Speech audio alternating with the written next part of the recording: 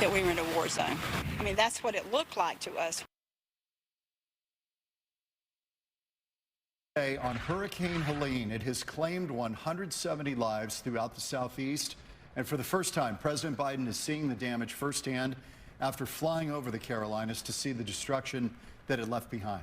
And there's a lot of it. Fox's Chelsea Torres is live in North Carolina tonight, just west of Asheville. So, Chelsea, this is another community just destroyed from Helene. What are people there saying?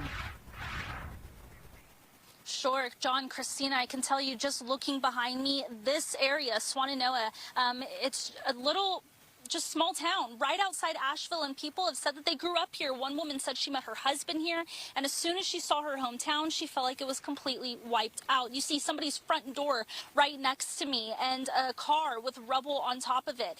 The ground below me absolutely crumbled in pieces, and it's completely washed away.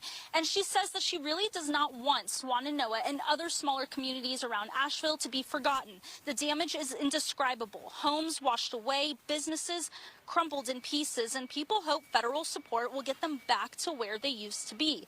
President Biden flew over the Carolinas, surveying the damage while not disrupting emergency rescue efforts. Biden also deployed 1,000 Army troops to help with the recovery response. In a moment like this, we put politics aside. At least we should put it all aside. We have here. There are no Democrats or Republicans, only Americans.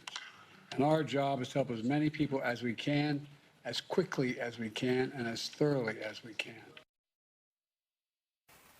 Now, a lot of people still do not have cell service, are still without power, and some people still do not have water. But the community really is banding together. I've noticed a handful of distribution sites of people just putting it up themselves, telling everyone that they have free food and free water and diapers. And the only way people are finding out about this is by word of mouth or just driving by and seeing signs. In Swannanoa, North Carolina, Chelsea Torres, Fox 10 News. Yeah, Chelsea, it is devastating. You can see the site behind you. That's just so tough for the people that lost so much in that area. And it could be months, right, before they finally get things back online there?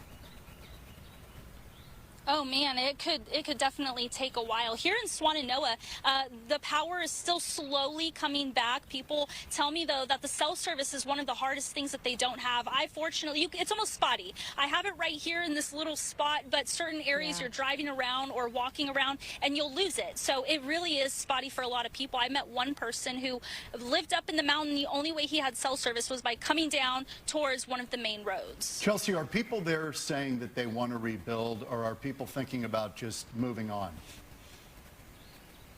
Man, I don't know if they're even at that point yet, John. No one's really talking about that right now. And of course they're going to start talking about that, but I think they're just still in shock.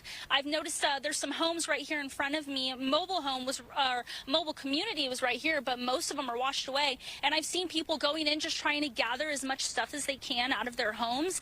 And so I know rebuilding is what you're going to have to do. I mean, seeing everything around here, everything is shredded, but I don't know if people truly are at that stage of thinking of those sort of things yet. It's more so just wrapping around their heads of what to do and what is it that we're looking at right now. It makes perfect sense. Yeah. So tough. Chelsea, thank you. Thanks, Chelsea.